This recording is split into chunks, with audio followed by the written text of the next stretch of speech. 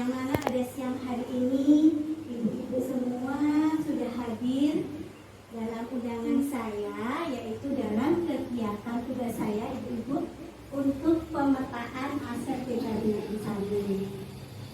Tentunya saya ucapkan terima kasih yang sebesar-besarnya kepada Ibu Yani Firmadi selaku kepala sekolah yang telah memberikan waktu dan kesempatan kepada saya untuk selama ini telah saya buat, terutama kegiatan pemetaan aset Desa Insani. Sudah saya lakukan Bu, tapi secara terpisah, yaitu diskusi dengan Ibu Kepala Sekolah, dengan Ibu Novi, dan ada perwakilan dari orang tua yang kemarin saya ajak diskusi, dan juga dari anak-anak. Hasil diskusi ini adalah kesimpulan dari kegiatan yang kita lanjut aja ya Bu, bahwa di TK Bina Insani itu aset yang kita punya itu nanti saya akan jabarkan bila nantinya ada kekurangan, mohon nanti ada masukan. Bila mana yang ternyata itu bukan aset atau pemanfaatannya kurang optimal, itu mungkin kita akan hapus itu. Nah, kegiatan ini sebenarnya berhubungan dengan kegiatan pembuatan kurikulum operasional yang tujuannya adalah agar program-program di sekolah itu sesuai dan dapat berjalan dengan lancar gitu. Nah, dari modal manusia di TK Bina Insani itu ada yayasan ya, selalu memberikan wewenang penuh kepada sekolah ya, dan memberikan tanpa intervensi kepada kita di sekolah. Ada kepala sekolah yang terbuka dan selalu bermusyawarah dalam mengambil kebijakan. Ada guru yang sudah bersertifikat dan sedang mengikuti PGP. Ada guru-gurunya juga berpengalaman. Ini dari anak-anak, gurunya katanya sabar-sabar, katanya menyenangkan. Itu versi anak-anak Ibu. Terus ada tenaga administrasi yang cukup kompeten di bidangnya. Murid-murid kita yang heterogen, yang beragamanya macam-macam, suku budayanya juga macam-macam. Terus ada penjaga sekolah yang sangat terampil di bidangnya dalam perizinan, yaitu Pak RT ya, kalau kita minta izin cepat Bu. Pak RT juga ada petugas kesehatan yang membantu untuk deteksi tumbuh kembang anak. Selanjutnya ada modal sosial, yaitu kekeluargaan kita di TK Bina Insani itu sangat baik, kental banget, saling bahu-membahu Ibu. Ada guru, kita sama guru itu bekerja sama dan berkolaborasi dengan mudah. Ada juga grup WA ya Bu, untuk menjalin komunikasi guru dan orang tua. Ada juga kita di guru-guru ini mengikuti organisasi IPTKI dan juga Gugus PAUD. Ada siswa, kalau dalam pendapat siswa itu ada celengan amal. Bu, kita kan punya celengan amal waktu itu kegiatan yatim, ya, anak-anak itu kalau diajak diskusi selalu nyaut Bu, senang ini. Terus ada orang tua, main ada orang tua dalam wawancara, itu adanya ada kegiatan sosial yang secara spontanitas kalau ada kena musibah langsung ikut membantu ya, berpartisipasi. Itu dari orang tua. Terus modal fisik sekolah. Sekolah kita itu letaknya strategis dekat jalan provinsi, jalan raya besar. Angkutan mudah, jalannya juga mudah, apapun bisa ya, naik gojek, naik angkot bisa. Terus memiliki gedung juga udah gedung sendiri. Dasar gedungnya juga walaupun tidak bagus tapi layak pakai. Listrik, air bersih tersedia. Halaman sekolah masih sangat luas. Terus ada 2 ruang kelas yang cukup bersih nih. Kata anak-anak bersih, Bu Guru, mejanya juga bagus kelihatannya.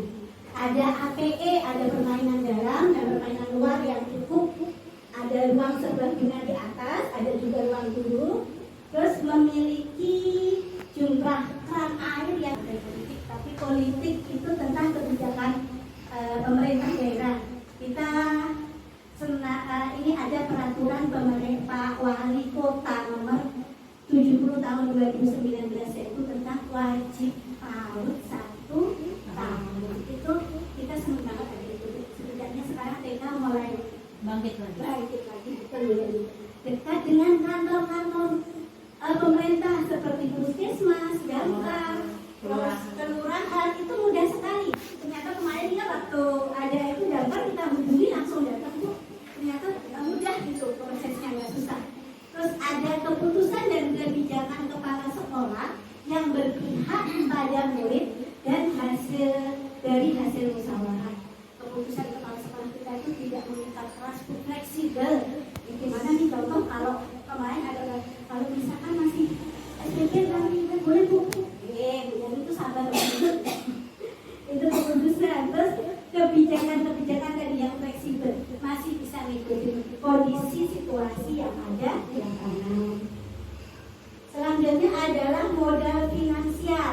Di TK kita itu ada BOP dari pusat dan daerah yang penggunaannya sudah sesuai juknis ya Bu, kita nggak bisa sembarangan menggunakan. Yang kedua adalah SPP dari orang tua, itu gunanya untuk menggaji kami guru-guru honor dan tenaga kependidikan yang lain. Terus juga adanya sponsor, partisipasi. Dan sponsor seperti apa? Sponsor itu seperti kegiatan P5, orang tuanya aktif membantu, itu adalah kita nyebutnya sponsor ya Bu ya. Dan juga dukungan, itu adalah kegiatan-kegiatan finansial dana yang ada di sekolah.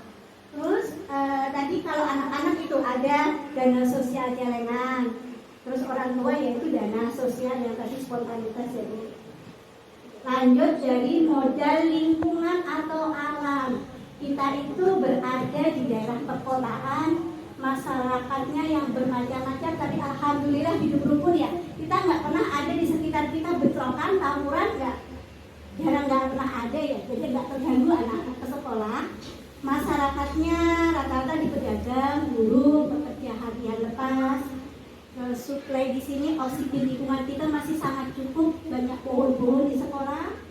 Dekat dengan daerah pergudangan, UMKM dan pabrik-pabrik, dekat dengan lapangan, taman, setu, itu sebagai sumber belajar ya. Lalu ada yang terakhir adalah modal agama dan budaya. Di sini saya menyebutnya masih ada dua itu. Itu mempunyai karakter saling menghargai, saling bertoleransi. Mungkin ini di modal agama ini kemarin jawabannya hampir sama. Mungkin nanti ada yang bisa nambahkan di sekitar kita itu ada apa ya bisa buat sumber belajar anak? Masalah yang dibilang tadi agama ya. Di sini agama memang kebetulan belum untuk ini belum bisa kita ajak masuk ke atau lingkungan masjid ya Bu. Mungkin nanti tahun selanjutnya kali Bu Tivi kita adakan berkunjung langsung ke masjid atau musola yang terdekat dengan sekolahan. Kita harus siap-siap Bu Novi ya, surat proposal izin berkunjung ke musola atau ke masjid agar kita bisa leluasa gitu. Jadi nanti itu ya masuk tanpa izin nggak enak gitu. Lebih baik kalau kita sudah minta izin dengan warga setempat atau yang mengurus masjid atau musolahnya akan lebih leluasa dan mudah. Dan yang tadi Bu Titi paparkan sudah alhamdulillah kembali, yaitu jangan hanya tinggal ke masjid ya, toleransi agama itu aja. Yang Konghucu Islam, jadi yang untuk Islam yang daerah-daerah kitanya masih banyak masjid, tetapi kalau untuk gereja dan kelenteng atau wihara punya, maksudnya tidak ada di lingkungan kita. Terima kasih Bu Titi. Terima kasih atas masukannya. Nanti ada kegiatan masjid sebagai sumber belajar ya Bu, anak kita kenalkan ke masjid. Kalau itu belum ada di sekolah. Mungkin dari orang tua ada budaya apa yang ada di sekitar sini, ada yang tahu? Seni apa, mungkin di sanggar mana, kita nggak ada ya? Nggak ada, jauh sanggarnya di Subang tuh.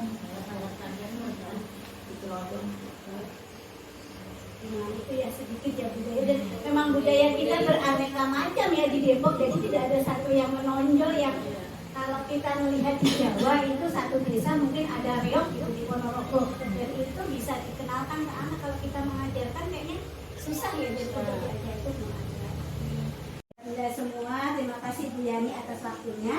Demikian pemaparan tadi Ibu, bila mana ada kekurangan saya mohon maaf. dan atas masukan-masukannya semoga nanti pemetakan aset ini berguna buat penentuan program-program sekolah selanjutnya. Wabillahi taufiq wal hidayah. Wassalamualaikum warahmatullahi wabarakatuh. Waalaikumsalam.